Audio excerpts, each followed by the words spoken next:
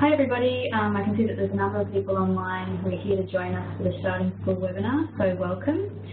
This webinar is hosted by the Online Inclusion Platform, which is an initiative of Lifestart. So thank you for taking some time out to join us. We'll be online for around an hour and people should be joining us along the way.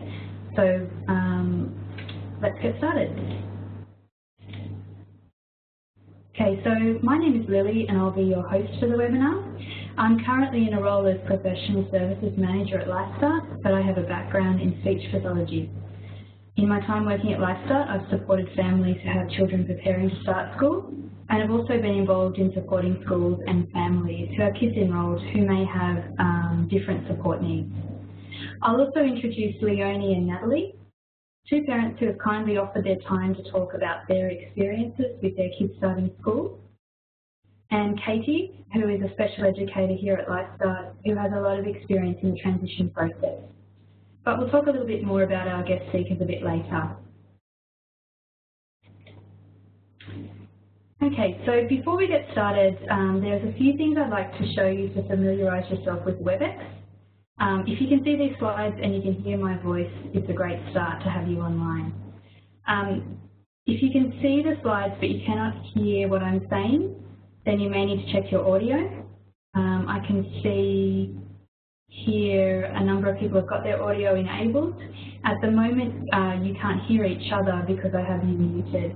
We have up to 25 people on the webinar tonight, so we don't necessarily want to hear everybody's background noise. We will be unmuting some of the guest speakers so that they can share, but for the remainder of the webinar, you will be muted unless you have a question that you'd like to ask one of the speakers.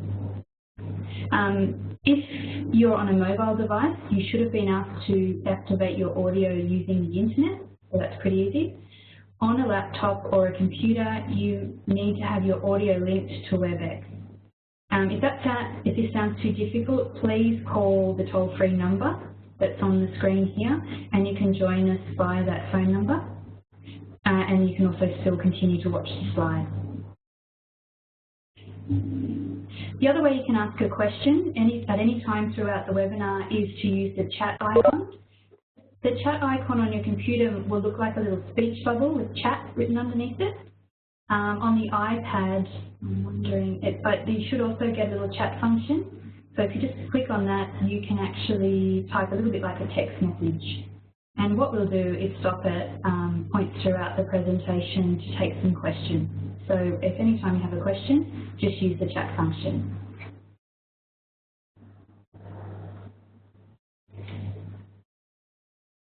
Okay, so you may hear the presenter speak a little bit about Lifestart. So I wanted to give you a little bit of background about Lifestart and some of the services that we provide.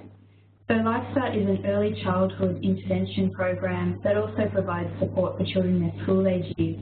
So for children aged 0 to 18, can access support through Lifestart through a number of programs across metropolitan Sydney and within the Wollongong-Illawarra area. So Lifestart, the services are based on a person-centred approach and working in close collaboration with parents, family members and other people working with your child to meet your child's individual goals.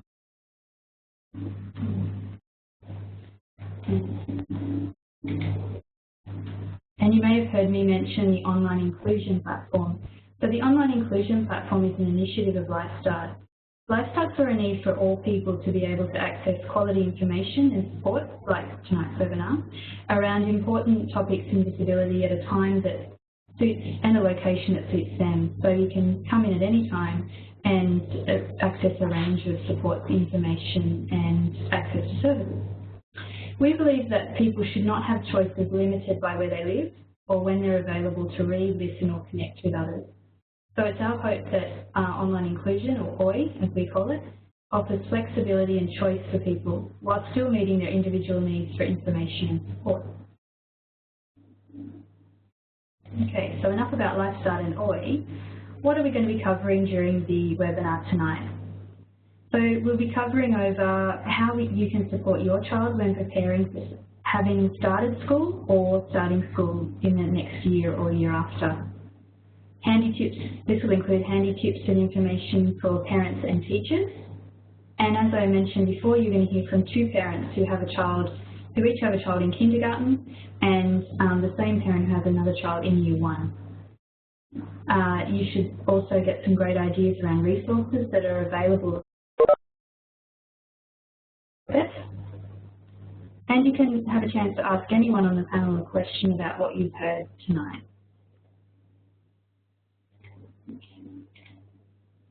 Okay, so I mentioned Katie before, Katie Helby. Katie Helby is a special educator at Lifestart. She's worked with families who are starting school in the Department of Education. She's worked in mainstream long day care, and she's also working within early childhood intervention at Lifestart, currently supporting families in the Cumberland Prospect area.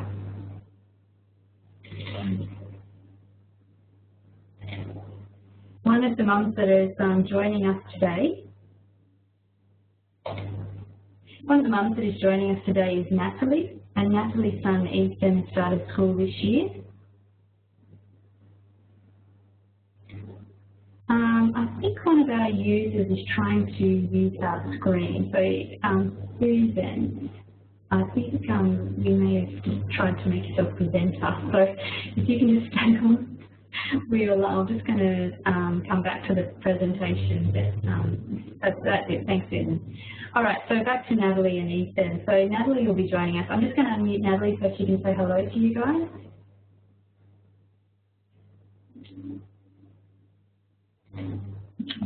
Are you there, Natalie? I am, yes. Yeah, so we're just introducing you and Ethan. So how old is Ethan, Natalie? He's 5. And he's just started school this year, that's right? Yeah, he's in kindergarten at St Lucy's. Great. Well, Natalie, do you mind if we come back to you a little bit later and you can tell us a bit about that process of planning for school? Yeah, that's fine. Okay, well, I'll just mute you right now, but we'll come back to you soon. Okay, lovely. And we also have Leonie, who's actually sitting with us at the moment, who has 2 boys. She has Zach, who should be on the left of your screen, who started school this year. And she also has Xavier, who has been at school the whole year and just started Year 1. So I'll just get Leonie to say a quick hello. Good evening, everyone. Nice to be here.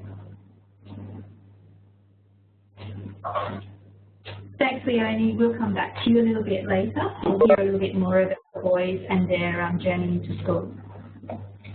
Okay, so back to Katie Helby. Let me introduce Katie because she's going to be starting to talk a little bit about things that you can do to support your child when starting school, and also run you through some fantastic resources that are available to support you at each point of the transition process.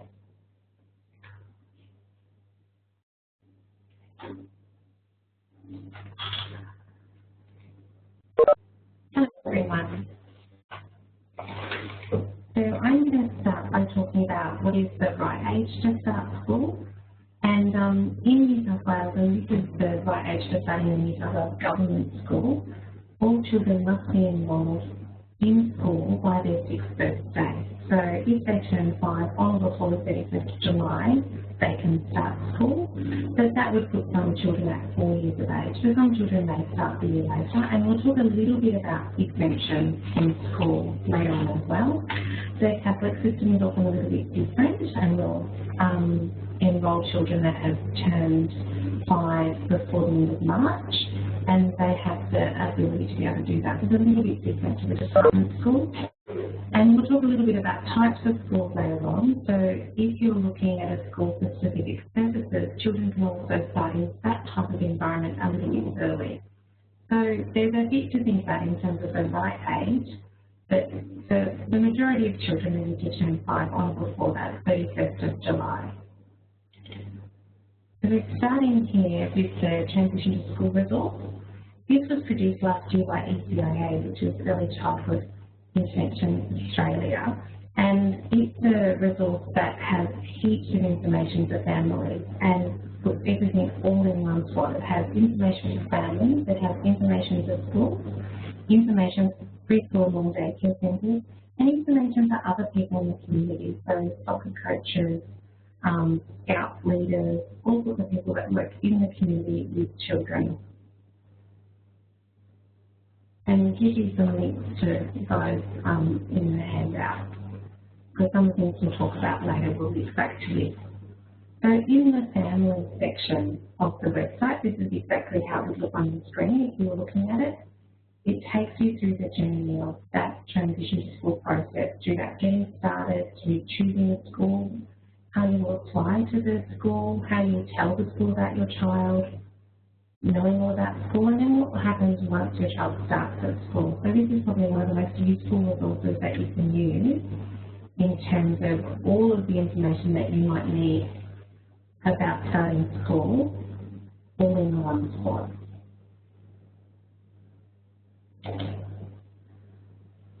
So when you think about transition to school, and you might be deciding if your child's ready for school next year, some of the things that are good to think about in terms of making a decision about maybe your child is going to adjust well to school is how busy school is. School can be a lot busier than a long-day care or preschool environment. There's often a lot more children. Depending on the school, there are small schools and big schools, but there's often a lot more children and things are much busier. If they're going into a department of their school, they'll probably, if they're going into mainstream, they're in a class with 20 other children. If they're going into the Catholic system into mainstream, they could be in a much bigger class than that. There may be 30 children in their class. Or in some areas of Sydney, they may have open learning classrooms, and there may be many more children than that in the class. So it's good to think about how many children will be in the class and how busy the environment is. And then when you go to school, there's set times for things like eating and going to the toilet, and it's quite different to an early childhood classroom where perhaps you can just wander off and do those things as you need to. School's really different. You have to wear a uniform every day, you have to look after all your stuff. And your stuff now looks the same as everyone else's stuff. So everyone's hats look the same, their bags will look the same. So it's quite a different environment to being in preschool childcare. And now you may have homework. So children are probably a little more tired than that first few weeks after starting school. And perhaps other people might talk about that later on. And yeah, they go 5 days a week. Now, it may or may not be at longer hours, so some children may be in childcare 5 days a week doing those long days, but I suppose the difference between being at school versus being in childcare is that there's a lot more sitting and paying attention for longer periods of time at school. So there's lots of adjustments that children have to make. So then you've decided that you would like your child to school, then you have to think about where you would like them to go. So the 3 main systems that we have is the public school system, the Catholic school system, and the independent school system. And within those systems, there tends to be different classes. So you'll have inclusive classes, so classes that are open to everyone, including children that may have any sort of disability and special needs. And so being included in the classroom would mean that the curriculum would be modified to suit that particular child. Some children might go into support classes, and there are lots of different types of support classes. There are support classes for children with moderate level of intellectual disability. There are support classes called multi-categorical classes, which you may have heard about, where there are lots of children with lots of different types of needs in the one class. And there are support classes specifically for children with autism. And they're all a little bit different, and that support class placement and how you get one of those places we'll talk about next. We have satellite classes, which are almost always operated by Aspect, and they're located in mainstream schools, so often in Department of Education schools or Catholic schools, but they tend to be operated by Aspect at the moment.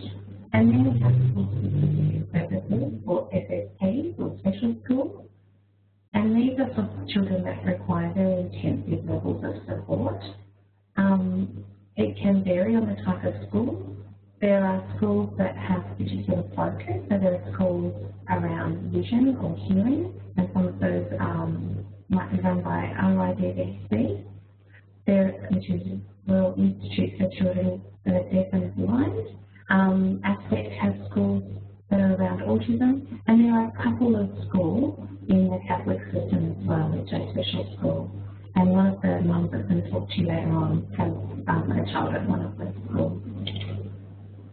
So this is from the Transition to School website that we showed you earlier, that beautiful page that has that map flowing through of all of the things you do on your way to enroll in school. And over the next 4 slides, it tells you absolutely exactly everything you need to do to enroll in either of those 3 systems.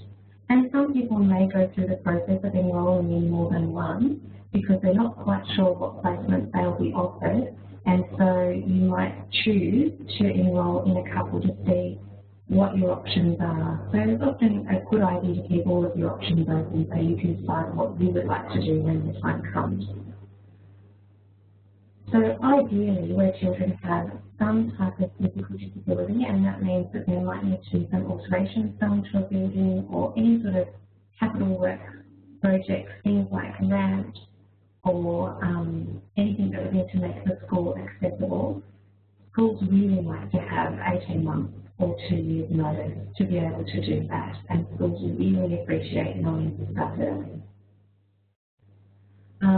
In terms of other children, for the Department of Ed, at least 6 months notice, but they really appreciate it about 12 months. So at the beginning of the year is a good time to be going to your local school to inquire about what's going to happen the next year.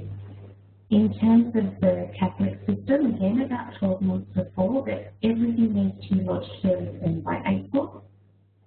And in independent schools, it will vary from school to school because all the independent schools are a little bit different.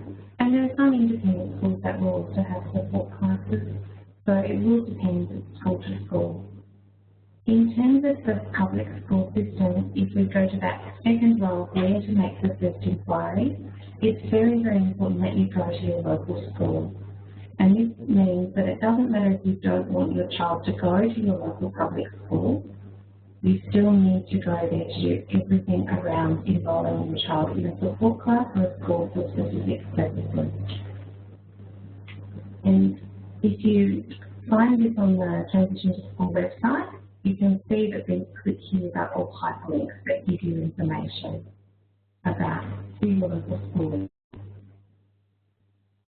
In terms of how it's decided whether you get a place or not, in terms of the public school system, it starts by looking at where you live, and the public school system will always try and place you as close as possible to your local public school, or in your local public school if that's possible. In terms of places in support classes or special schools, again, the public school system will always try and place them as close as possible to their local public school. Having said that, it also depends on the vacancy in the program that's closest to you. So just because your local public school has a support class in it, it doesn't guarantee that you'll get a place in that support class, because it does get decided by a placement panel, which is made up of regional staff at the Department of Education, including school counsellors and principals, and that will all go to the panel, and children will be placed based on the needs of the children that are being assessed by that panel. And so if there is a support class in your local school, it doesn't guarantee that you will get a place. In terms of the Catholic school system, children are given priority if they're from Catholic families, especially if they're very actively involved in that local school's parish. And they will also prioritise children that are actively involved in other parishes nearby, and then they will work with children from Catholic backgrounds. And then once you've done your enrolment form, you just have a look at some of the documentation you'll need. So you'll need things that identify your child. You need a birth certificate, proof of your child's address, and immunisation history statement. And that's a very easy document to get. You can just call to get that from the Australian Child Immunisation Register if you don't still have that page neatly kept in the blue book. If your child's not a permanent resident, you need some of these other documents as well.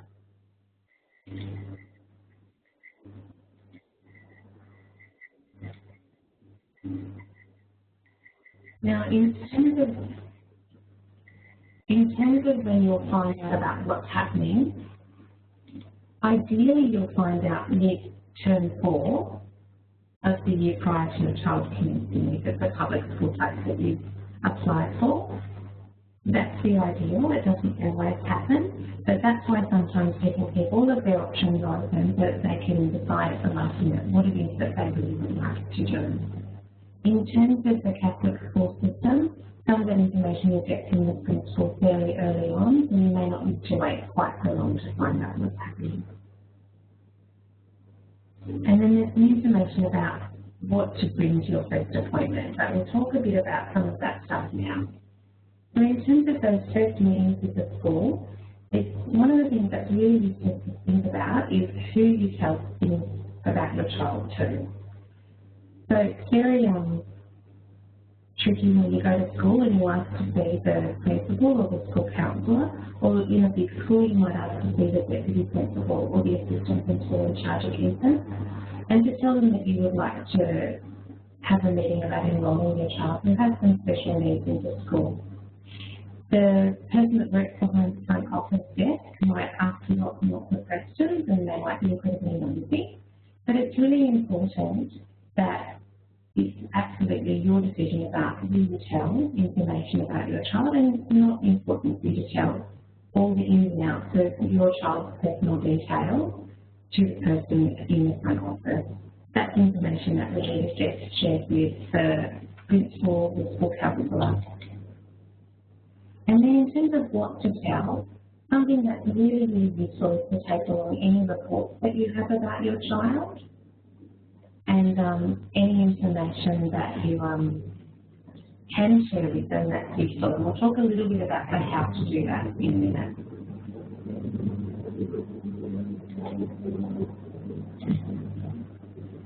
So some of the things you might like to ask them is how the school communicates with families. You might like to know how many children are in the school, how many kindergarten classes they have if you're looking at a mainstream school. You might like to ask a bit about the playground and have a good look at how they organise their fences and gates and how secure their playgrounds are.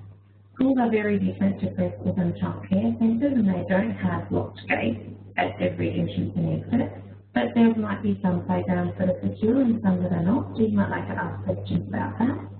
You might like to ask about how the children are supervised at recess and lunch break, how the children are supported to play at those times, or are they just left to themselves in the playground with sort of minimal supervision? And different schools will have different programs for children, so these are things that are useful to find out about now. You might like to know about the classroom layout, so if you were looking at a classroom that was using like learning and was very big and seemed very noisy and busy, you might like to think about that in terms of your own child's needs. Having said that, you might visit another classroom that was very big but laid out with lots of very small spaces where children can be on their own. That might suit your child very, very well. You might like to know about the resources that the school has, how the school and the teachers in the school feel about working with your child's therapist, and if the school has before and after school care. So there's some things that you might like to think about. And then after that first meeting, you might like to think about these questions. How you felt when you went to the school, if you felt that they were really welcoming to you and they really wanted to have you there and accommodate your family and the child. Do you feel like people listened to you and answered your questions, and that they were going to do what was needed to support your child to get into that school? And you might like to think about what other families say about the school. That can sometimes be a bit tricky, and sometimes it's useful to think about your own impressions as well, because sometimes schools can get bad reputations for all sorts of crazy reasons. So I think it's good to think about exactly how you felt going on to that school as well. So this is a little bit of stuff to think about in terms of how to tell the school about your child. So this little snapshot document was developed as part of the Transition to School resource, and it's a really good way of you providing your child's future teacher with information about your child and about your child's needs and what their strengths are, and things that they like to do and the things that they're really good at, and some stuff about how they communicate and what will help them to be their best at school. Now this is something that you can download from that Transition to School website and fill in and take along to your child's future school with you. If your child is involved in an early intervention service, it's something that you might like to do with your early intervention workers as well. Something that you might also do is something that looks very similar to this called a one-page profile, which will have quite a lot of information about your child's strengths, their learning style, the things they do well on one page, and that would do a similar job to that, to this in that situation. The next document we'll look at is a document that the Department of Education released at the end of last year, and it's the Transition to School Statement. Now this is 8 pages long, so it's a little bit more detailed. It has a couple of pages for early childhood centres, so either preschool, long day care, to write information about how they find your child learns best at school. It has some pages for parents to put in information about their child's skills and likes and things that they do well. And then there's also a page for children to write about themselves, and there's some spaces for them to sort of fill in their hopes and dreams and to draw a picture of themselves. All of these documents give you ways to tell your child's future school about yourself.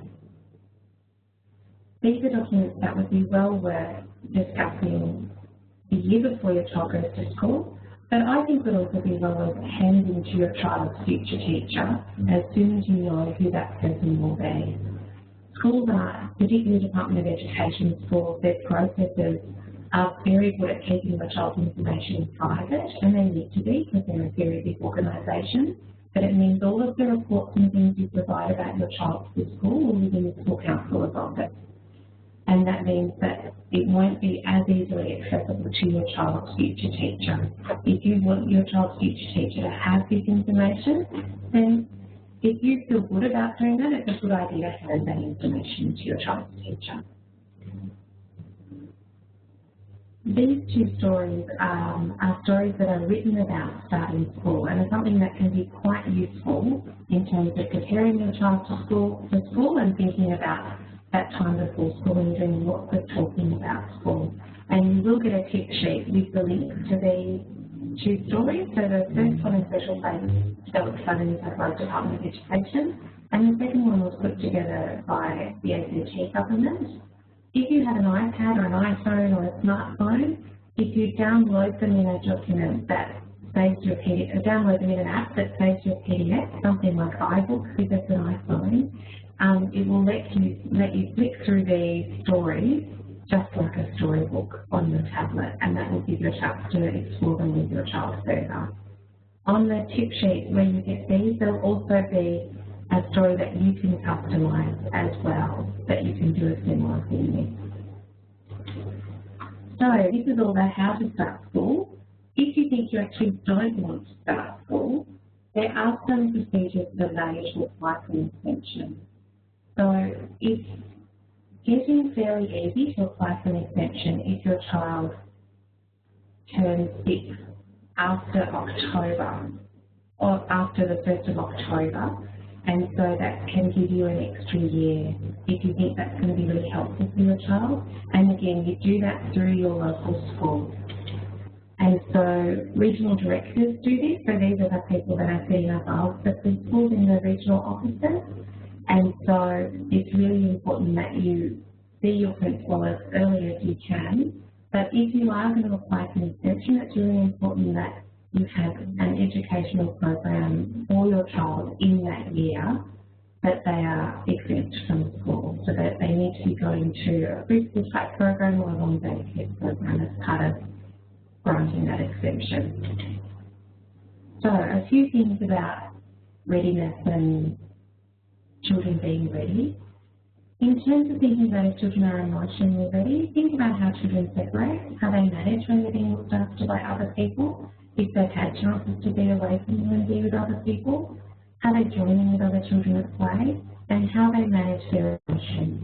Now, all children are going to struggle with some of their emotions, and that's incredibly normal as part of being a child, but how they manage when things are difficult. And some of that feeds into all of that stuff about social skills. So how they play with other children, how they take turns, how they follow instructions, how they can communicate the things that they want and they need. And the ones at the bottom are really for thinking about how they do this in their long daycare environment or how they do this in a preschool type environment. Because we know that children aren't always as good at putting things away at home as they are at preschool and long daycare. Preschool and long daycare environments tend to be set up for packing things away. And so thinking about some of those things for children at home.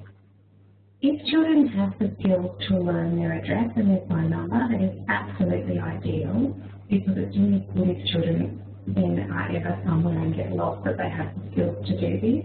If they don't, it's good to think about how you would do things like labeling school bags, perhaps, with information that they can use in that sort of situation. These skills are very, very broad in terms of, and perhaps some of these skills are most important for children starting in a mainstream school. And Lilly has just said next to me that in terms of address and phone number, that just have that discreetly somewhere on their bag, but not on display. In terms of settling children in new environments, I think this is relevant for children starting at preschool, starting at long daycare, going somewhere for the first time. So really the very, very most important thing in all of that is that you always keep your promises. So if you say you're going to come back and pick them up at 3 o'clock, and then you ring the centre, if it's for long daycare or preschool while you're practicing that this year, and they say, oh, they're having such a great day, don't come back, don't worry about it, come back at 5, then that's going to erode the trust that they have in you. So if you say you're going to come back at 3, come back at 3. And it's really, really important to always say goodbye. So it often seems a lot easier to think that they're engaged and busy and happy and will just sneak away, and it would be much, much easier. But it's really important that children will develop that trust in you and that feeling of being safe and feeling that they can feel confident that they know what you're going to do if you always say goodbye. But saying goodbye is incredibly hard, and so it's really important that as soon as you do say goodbye, you go straight away. Because it is so hard, it's hard to do it more than once. So be positive. And so when you go to new places and meet new people, try and be a really good positive role model for your child and let your children see you being positive.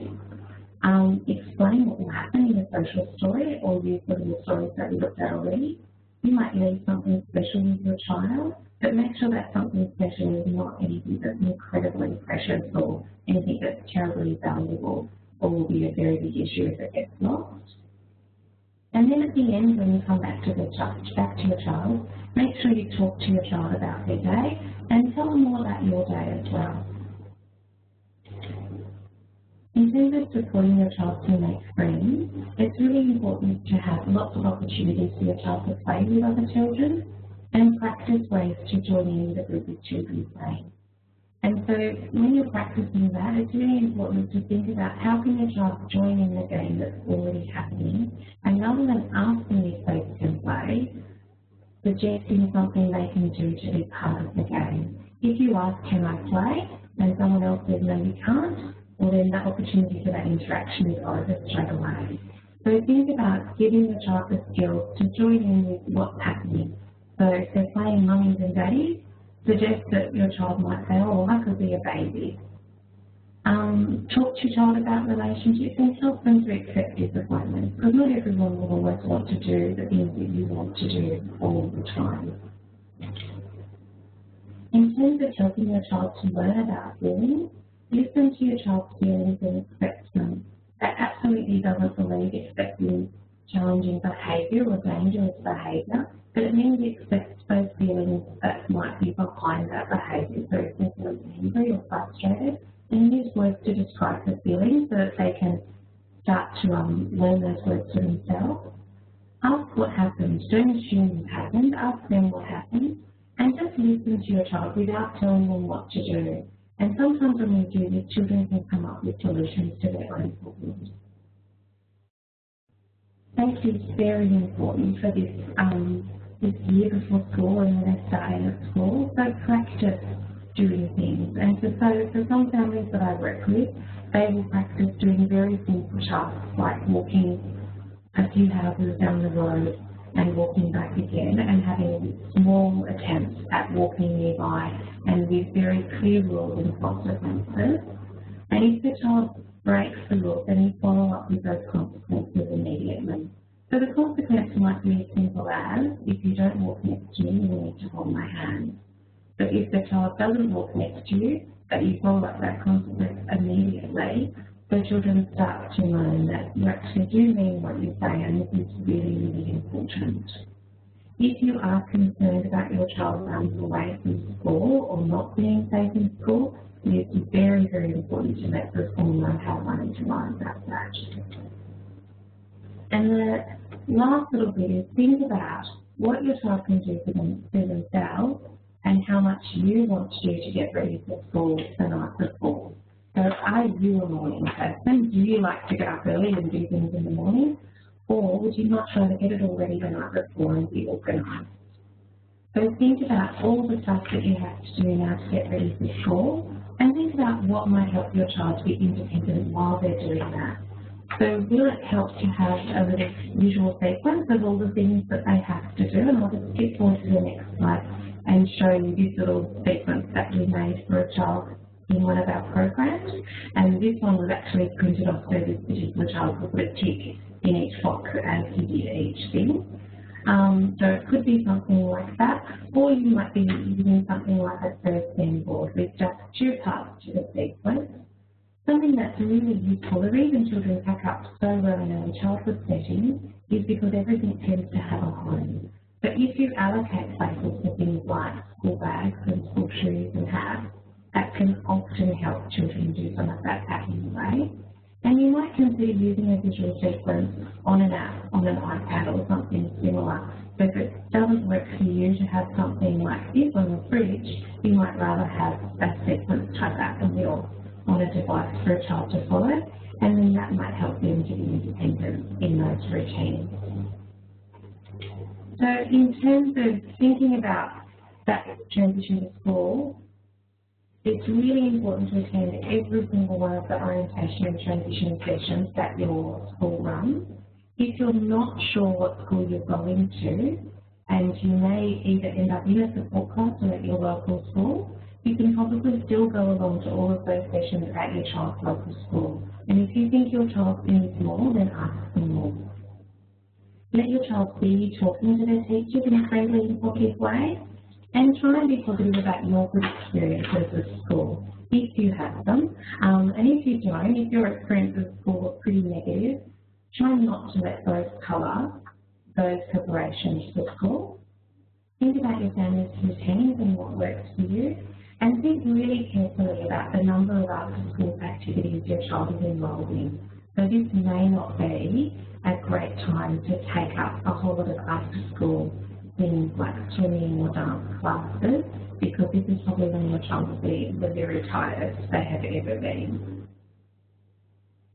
You might like to try some visual calendars or social stories and answer any of the questions that your child may have, and listen to the concerns that your child raises, and that will give them an opportunity to talk about the things that are going on. But it's really important to listen without solving your child's problems. So that kind of brings me to the end of all of these slides. I know that's quite a lot of information. What we'd really like to do now is, if anyone has any questions, you can either raise your hand. So there's a little button on the screen that looks like a little hand that you can press to raise your hand. Oh, that will only be on laptop. Or you can type a question into the little chat bubble, which looks like a speech bubble, if you have any questions. So Lily's going to unmute you now, Jim, because I can see you have your hand raised. Do you have a question that you'd like to ask? Oh, hello. It is there. Hi. It's a lot of people. Yeah. Did you have a question you would like to ask? Sorry? Did you have a question you would like to ask?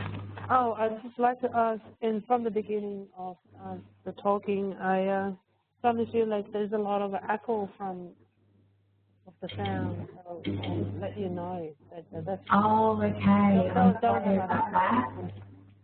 Yeah. Okay. Okay. Is anyone else having trouble with the audio? You can type into the little chat bubble.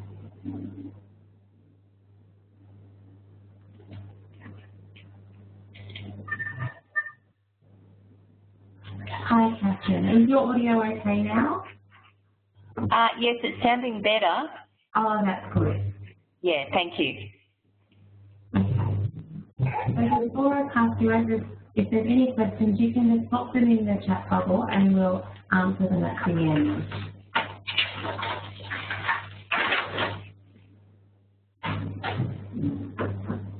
Thanks, Katie. That was great. And as Katie said, we encourage you to type any questions in or raise your hand if you have the hand function there, and we can unmute you if you can ask any of the speakers directly. So that brings me back to Natalie, who's been patiently waiting in line to speak about her little boy, Ethan. I'm just going to unmute Natalie so she can let us know about her journey into kindergarten with her little boy, Ethan. Hey, Natalie. Hi. Hi, Natalie. We just wanted to hear a little bit about your journey with Ethan, how you started in the school and how things have been going so far. Okay, so Ethan's 5. He's just started kindergarten this year at St Lucy's at Wollonga, which is a school for kids with disabilities. So Ethan was diagnosed when he was 23 months old with autism and with a moderate intellectual disability and a severe language impairment. So he can talk, but it's quite limited. So I guess we first started coming to Lifestart when Ethan was 2. He just turned 2. I guess for us, it was a bit of a difficult year last year because we had gone along for a long time with everyone thinking Ethan could go to mainstream school in like a support class in mainstream. And then the start of last year, he started to have a few assessments done, formal assessments, and all of a sudden, within about a week, it all changed, and we were being told he can't go to mainstream, he can't go to a special class in mainstream, he needs to go to a special school for kids with disabilities. So for me, I found that quite confronting. And it was also a little bit difficult because I'd never thought of places like St Lucy's and St Gabriel's. I was doing the whole running around going, hang on, when are the open days? And I need to go and, and have a look. So we got all these cognitive assessments done, as you have to get done. You've got to have cognitive and speech and all sorts of other things done. So we did that. Went to the St Lucy's Open Day, which was I found it very confronting, but it was a wonderful school. We didn't get to go to the St Gabriel's Open Day, but what we ended up doing was we put an application into St Lucy's, an application into St Gabriel's at Castle Hill, and we also put an application in anyway to the Department of Ed because we weren't sure if we'd get a spot at St Lucy's or St Gabriel's or not. So from there, for St Lucy's, you have to go through, I guess it's a sort of a 3-stage process almost in a way. So after you put your application in, we then had to take Ethan there and leave him there for an hour and a half in a classroom for an assessment with their teachers. And then about probably 2 weeks after that, my husband and I went back without Ethan and we had an interview about him, and then you find out, we knew sort of by the end of August, start of September if we had a spot. St Gabriel's, they didn't do the formal assessment of Ethan. We just sent in our application form, paid our application fee, and then went for an interview with the principal. So while that was sort of all going on in the background and trying to work out, where he was going to go, we did a lot of work with our case manager at Lifestart just on starting to get Ethan ready to go to school and the kinds of things that we needed to think about. So we weren't really focusing on, you know, reading or writing or, you know, numeracy or anything like that. It was more really about, is he toilet trained? Because we were having a huge amount of trouble toilet training him. So it was, you know, my goals were getting him out of nappies, getting him to be able to open his lunchbox. You know, could he start to take a bit of responsibility for his belongings, like packing his bag? So it was all of sort of those kinds of things that we were trying to prepare him with. He ended up getting accepted at St Gabriel's, and he also got accepted at St Lucy's, which was very unexpected. And we took the offer from St Lucy's. One of the things I really liked about it was we went to an orientation day, so Ethan had some time in the classroom he was going to be in with the teachers he was going to be in and the kids that were going to be in his class, while the parents had their information overload of a whole lot of forms. We managed to get him toilet trained just before school started, so about 2 weeks before, which was extraordinarily exciting.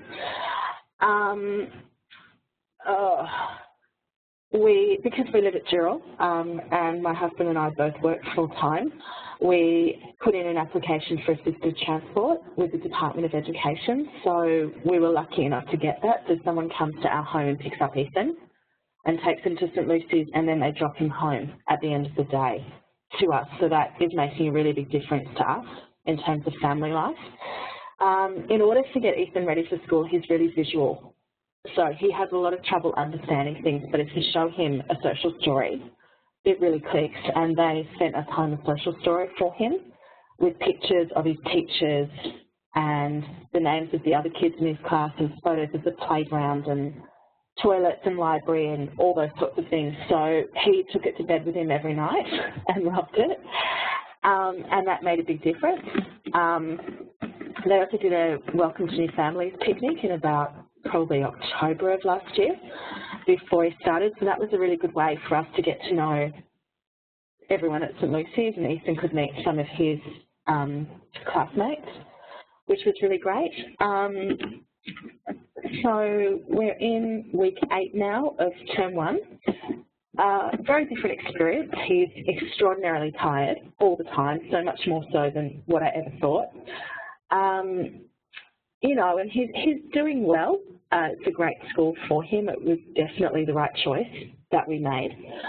But, you know, like any child starting school, he's got the normal teething problems that happen, and getting used to the fact that you have to go every day, 5 days a week, and you have to do work.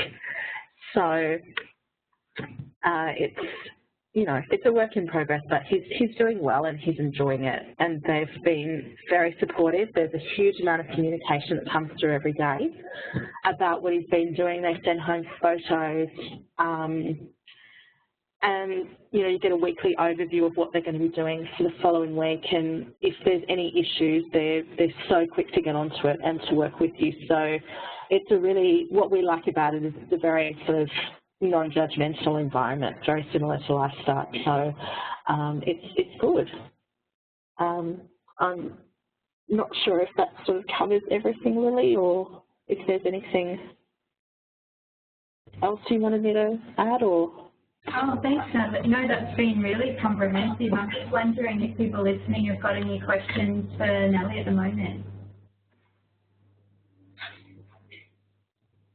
Perhaps they're thinking themselves. So Natalie had an experience going into a school for specific purposes within the Catholic system, and now I'd like to reintroduce you to Lily. I'll just bring her slide up so you can remember her lovely boys, Xavier and Zach, who are both at school. So Xavier's in year 1 and Zach has started in kindergarten this year. So I'll introduce Leonie, but in the meantime, while you're listening, if you have any questions, please feel free to pop them in the chat or raise your hand.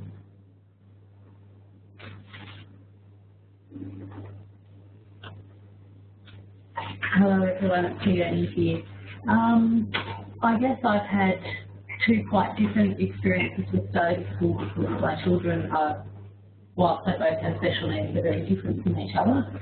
Xavier is now 7 and he has high-functioning autism, and Zach is 5.5 and he has a genetic syndrome which is quite disabling for him. He uses a wheelchair, he's non-verbal, he's still in nappies, he can't sit unassisted, so they're very different. So I'll start with what I did for Xavier.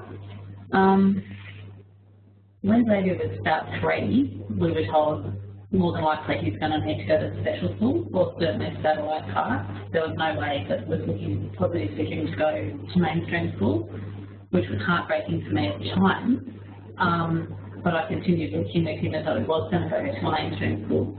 And when he started last year, he started in a mainstream independent school. The way we came to that decision was Lifestart gave me a profile form. It was a 1-page profile form, and it covered his strengths, his needs, his main issues or my concerns at him starting school, his likes and his dislikes, and what my dreams for him are, and why I thought the particular school I was visiting would meet those dreams. So my husband and I sat down together and spent quite a long time working on that form, more because it was a really good tool for me to think very clearly about where we were going with Xavier. We had a good hard think about where he was at the time, where we thought he could be, what would he need to get from A to B, and then which schools were going to be able to meet those needs. Once we did that, we went to look at schools. I went to the local public school, I went to the Catholic school, and I went to 2 different independent schools in my area, and actually put in applications at all 4 of those places. I called a 5th school, but I could tell straight away just from talking to the principal in about 1 minute that that wasn't the school for us. When I said Xavier has high-functioning autism, they went, oh, have you been in touch with Aspect? I thought, okay, if you're not going to listen to any more than that, I'm not interested in the school. So I just walked in that immediately. I went to visit the school and I took my profile form with me, carefully worded to meet each individual school. I asked a lot of questions from the principals. I tried to find as much information as I could about what their routine was.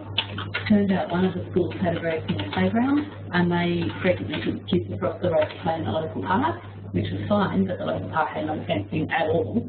So there's quirky things that crop up and you really need to know those things. I was able to find a couple of parents for a couple of the schools and talk to them, so that was very helpful.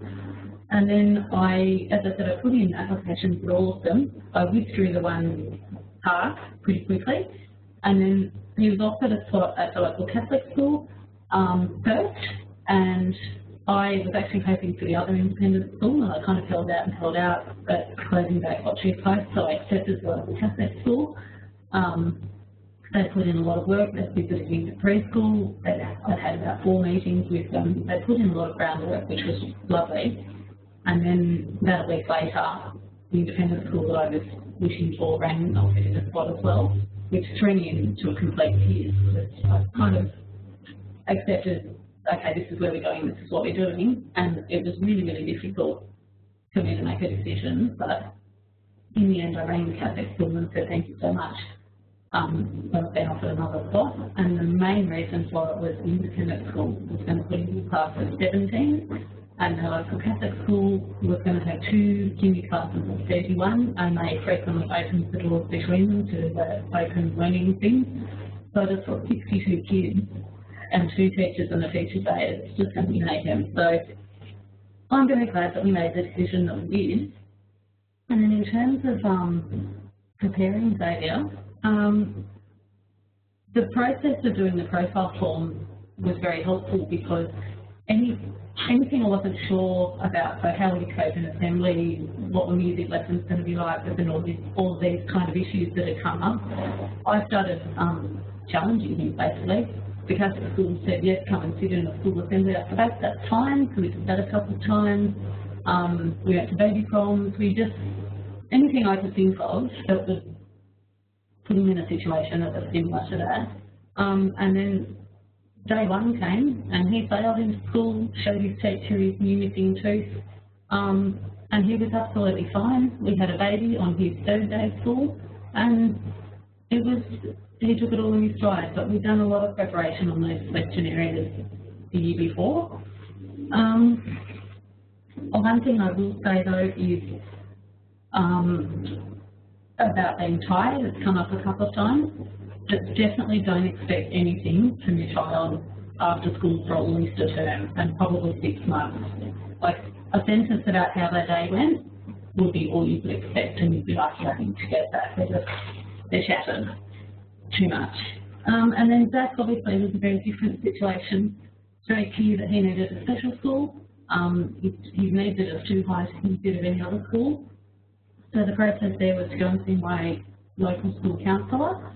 That person is your best friend in terms of getting your child into a special school. So what I did there was I found out which school she would consider, or what the options were. I went to see the principals at both of those schools. I decided which school I thought was most suitable. Then I filled out all the paperwork, made an appointment again to go back and see the counsellor, and I typed up, I guess some like crib notes for her that she could use, information she could use to write her referral that would help her, because she only met him once. And I just worded that. You have to be honest, obviously, because there's no point lying about it, but if you word it carefully, kind of slant it at the school that you prefer, and you can provide some valid reasons, that helps. So he did get offered a spot at the school that I hoped. And he is also doing the school transport, which has been fantastic. He's only just started that last week, because I was a bit late putting in my application. And also because he travels in a stroller but hasn't been crash tested for Australian standards, so I've had to go through this big committee to get it done, but I would suggest if you're in that situation, stick to your guns, because he now travels in that stroller, so that's been really good for me. I hope that covers enough things. If there's any questions, please feel free to ask.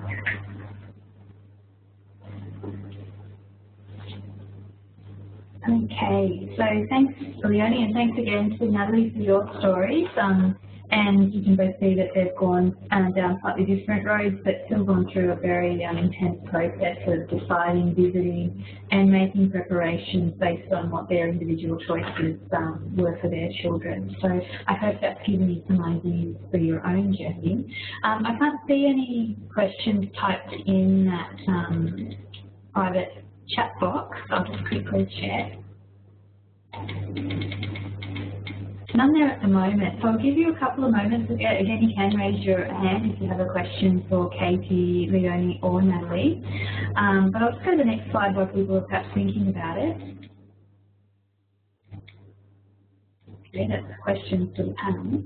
But after tonight's webinar, so we're coming up to 8:30, we can stay on as long as people need in terms of questions and what's reasonable for the presenters. But after tonight's webinar, we will be providing a recording of the entire webinar via a link that you're able to view at your own leisure. So if you've come in a little bit late or you've had some trouble with audio, don't despair. You can go back over the webinar and check you haven't missed some important details. With that link, we'll also be asking you to provide some feedback about your experience on tonight's webinar, and we really value that feedback in planning for future webinar series or other types of support on the online inclusion platform. We'll include some resources for you as well, so look out for some tip sheets which will cover some of the information that's talked about today for your reference. And if you have any questions about tonight's webinar or the online platform, or need to talk to anybody from our OE team, I would encourage you to contact them at info@oi.org.au. They're there at any time to help you. Okay, we'll just wait one more moment, but it looks as though everybody's keen to get off and carry on with the rest of their evening. So we might finish up the webinar here. Thanks again, Natalie. Thanks to everybody for coming on. And we look forward to seeing you on future webinars on the OI platform.